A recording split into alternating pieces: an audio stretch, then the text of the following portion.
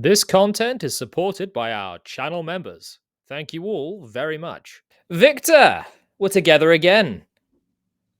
So it seems. How are you, sir? Been doing all right. Doing all Incredibly right? busy, obviously. Yeah, I was gonna say you look like you've been incredibly busy. Hopefully, you're still getting enough hours of sleep in. But I need your fighting best for this. This is my next year or so of life planned out for me in my downtime. Uh, for those of you just joining, Victor is the creative director at Once Lost Games, the people behind the Wayward Realms, the next grand RPG, spiritual successor to the Elder Scrolls 2, Daggerfall, and brainchild of Ted Peterson and Julian LaFay. And you've had a bit of an announcement yesterday, actually, and caused me to very panicked make a video about said announcement. And that is there has been a slight delay to June of next year, 2026, and you've ditched Unreal Engine. Yes. Now, I've noticed the mass amount of this has been positive feedback, but there are a few floating around there that say this is a red flag. This sort of shows development hell, to quote one post, and I figured it would be a very good idea to just let you explain yourself, sir. That's judgment upon you. Fair enough. Well, yeah, first of all, I don't at all want to discredit anybody feeling like this is a red flag or like something might be wrong, or that kind of reaction I think is natural for people to have. And certainly we've seen other cases of this kind of stuff happening and turning out badly. So we fully hear those concerns. I probably could have done a better job at explaining it in the email that we sent out to all our backers and the post that we made, but I'm only human. So we are. And of course, hindsight's 2020. So looking back, it's like, oh yeah, I probably should have made that one point right there. Well, now here's your opportunity. I graciously grant you the opportunity to don't ignore me. I talk too much in these interviews, I've been told. Well, I'm honored to have the opportunity. But yeah, basically, we know it seems like some scary, some ridiculous to do in pretty much the middle of development. But basically, like if you look back at our devlog that we did just a few months ago, we were talking about how we were really having a lot of issues with Unreal, and especially for the type of game that we're trying to make, right? Unreal can be really good for a lot of different game types. They've got a lot of built-in tools that work really well for people. For the type of game we're trying to make, it has proven more and more difficult the more we kind of pack into it and expand these systems and stuff. So we were really struggling with that. It was taking us too long to implement systems.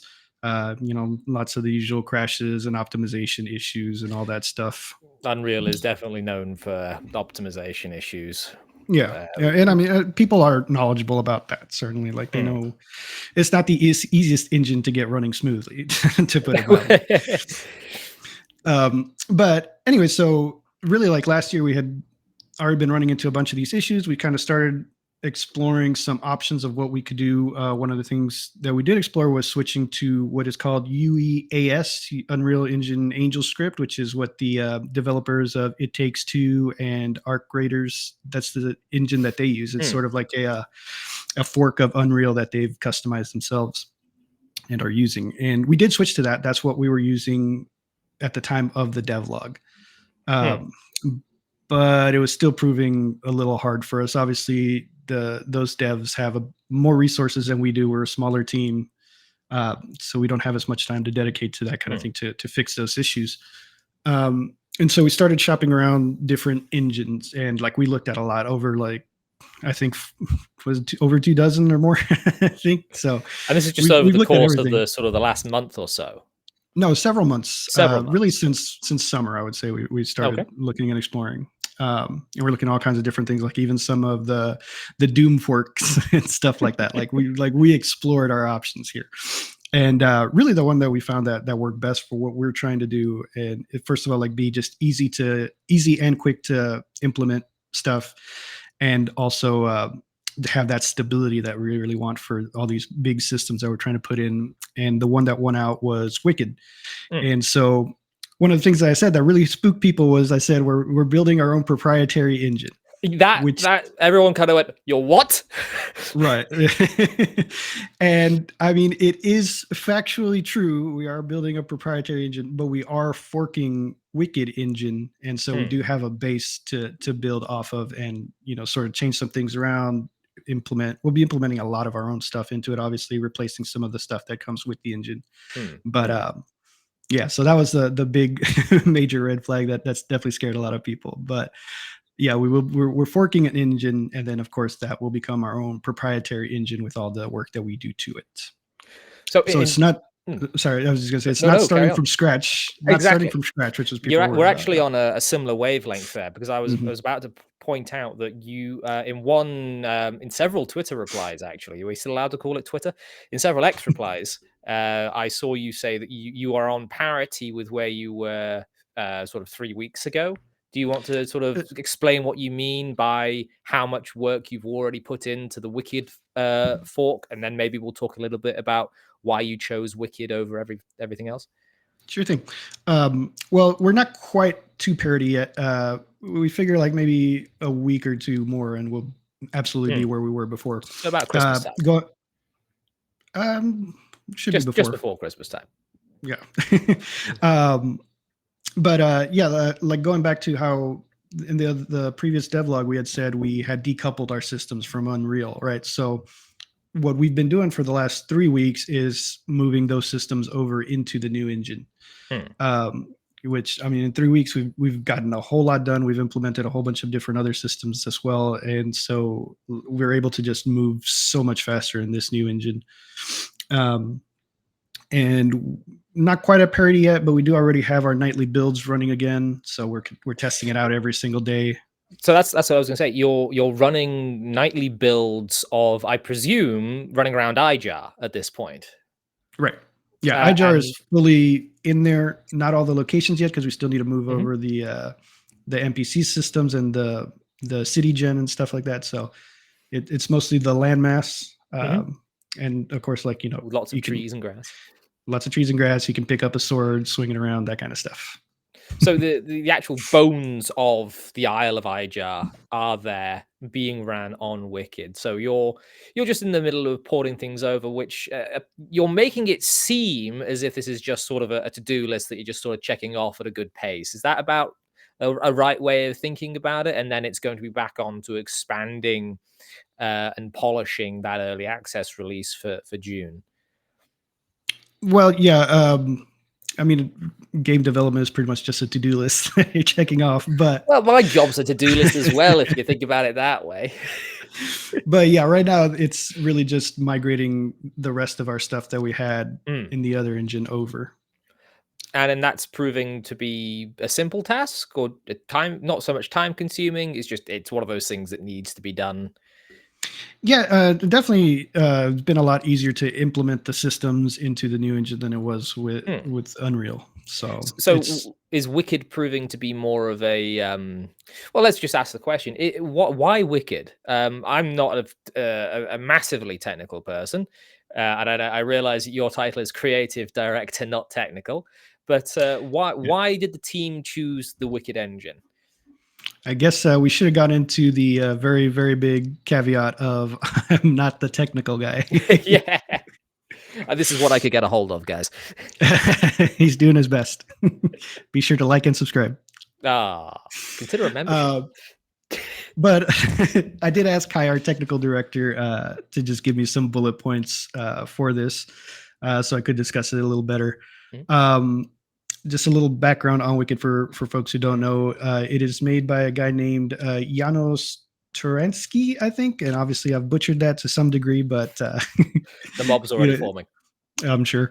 But he's basically worked on it for over a decade, and I believe, if I'm not mistaken, his thing was trying to get like 3D graphics running on like an old like 80s PC or something like that. So it's a very after you're finished, actually, but carry on. Sure thing.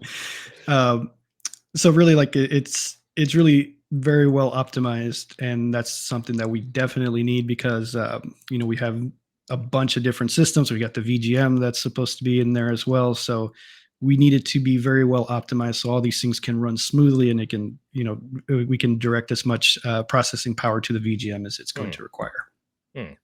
So the big thing that sticks out to me there, and I saw one or two people, it's a very obvious answer to me, but I'm going to ask the question because I saw people asking it. Why Mhm. bother making this run on a 10-year-old laptop, which is one of the points you had on your announcement? Mhm. Well, it's not so much that we're bothering to make it run on a 10-year-old laptop. It's just that it happens to run on a 10-year-old laptop. We didn't. That's not the baseline that we're going for, right? But it is that well optimized that it does do so at a pretty good frame rate at this time. Certainly, as we develop more and put some more stuff into it, that might not exactly be the case, Mhm. but it is just that optimized right now that it can do that. And so we're very, because from the very beginning we want it to be as accessible to people as Mm, possible. This mm. isn't meant to be Crisis all over again. Oh man, there are portions of my audience that are far too young to know that. So. Can it run Crisis? Wow, I'm getting old. Um, so it can sort of run kind of technically on a potato PC, Mm, which is something that I actually received a comment on last night's video about this announcement as we were about to start recording this, saying that this particular commenter was relieved that you were dropping Unreal Engine because the Oblivion remaster for him runs terribly. And I've got a 4070. I built this thing to run Starfield. Even Starfield kind of runs poorly a lot of the time. And the Oblivion remaster hitches, especially in outside places for me every now and again. mhm. So this idea of optimization, I find just personally to be a good route to go down, considering what's the one complaint everyone always has anytime a new release happens? Oh, it's poorly optimized. So like I Mhm. said, it was an obvious answer to me, but people were asking anyway. There's your Yeah, answer. and that's certainly something like we've obviously kept in mind every time we put something out, and people's worries about like how well is this going to run on my computer and stuff like Hmm, that. So hmm. optimization is important to us, not only for our own systems that we're doing, but because our community wants a really good optimized game. And you know they're largely Daggerfall fans, right? They're not We're not too fussed about the shiniest possible exactly. graphics. I always find that having graphics that are too analogous to real life, which is a very different conversation, kind of breaks the immersion a little bit because the less work my mind has to do to sort of place myself in there. It's very strange. Um, I will say, in terms of accessibility, which is the theme of that the last question as well, it's going to be easily moddable in C sharp, which I actually know a little bit of C sharp. I coded a little calculator back in high school. God knows if I actually remember how to do it. Um, you said it would be moddable, but not the core systems, and I'm wondering what that means. Don't really have much info to share on that at the moment. I mean, that's sort of our goal at least, but that the whole like mod yeah, can't talk, mod tools, and what exactly people will have access to and Mhm. stuff like that, that's going to come later down the line once we have the You full heard it here release at first, least. folks. Creation But kit confirmed. No, no. Um, what else would there be in terms of, I think those were the main things, is that people were red flagged because of engine swap. It's not particularly making your own engine from scratch. You're simply porting things over to Wicked, which is actually more well suited to this. I'm going to ask something that I was concerned about, and you actually commented back when I did my devlog review, when you mhm, released that devlog. Was it last month or the month before? Time flies and blurs together. In the original gameplay trailer from a year ago, a year and a half ago now, when you've got the narrator telling you about returning to Ijar after slaying Lord Godsend in that particular character's story, mhm. I praised the way the combat looked and felt. It was weighty. There was clanging, which was very, very Daggerfall. I think that was probably on purpose. And the swords got stuck in the enemy or clanged off one another. There were physics to those hitboxes. You commented when I was worried that those animations weren't present in the last devlog for obvious reasons, you commented that they would make a return.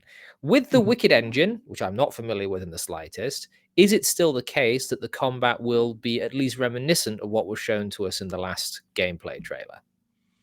Certainly. Well, the reason it wasn't present in the devlog was because we had just redone all the systems, Mhm. so we hadn't, the combat was just bare bones. Right now, Yes. it's also still just bare bones, right? Because we're just porting what we had Yeah. Yeah. into the new engine. Copy paste. Copy Uh, paste. Copy paste. right, right. But yeah, that is the aim for combat, to have that real like physical feel to it. I mean, Mm. like, we have a dedicated kick button, so we're all about having Dark Messiah. that Hello. physical impact. Yeah, Well, exactly. that's utterly excellent. I suppose one final question. I know you won't give me a direct answer on this, although you may if you wish. There is a new devlog in the pipeline. Are we talking pre or post Christmas? Post it'll be in early January. Early January for the new devlog, exclusively here revealed. No, I am looking forward to that immensely. Thank you very much for sitting down with me again. It's been, as always, a pleasure. Is there anything that you want to put out there before I click the button? Just, I know for folks, it's a little bit of a shock. I just want to reiterate, it's not something we just decided on a whim. It's something we spent a lot of time researching, making sure that the engine that we went with fitted our needs to bring the best version of the Wayward Realms that we could make for you guys. And also faster, because with how much Unreal was slowing us down, we're able to iterate so much faster in the new engine, and we think ultimately it's just going to get that out to you guys faster. Float like a bee, sting like a beaver. I got that wrong. Either That sounds way, about right.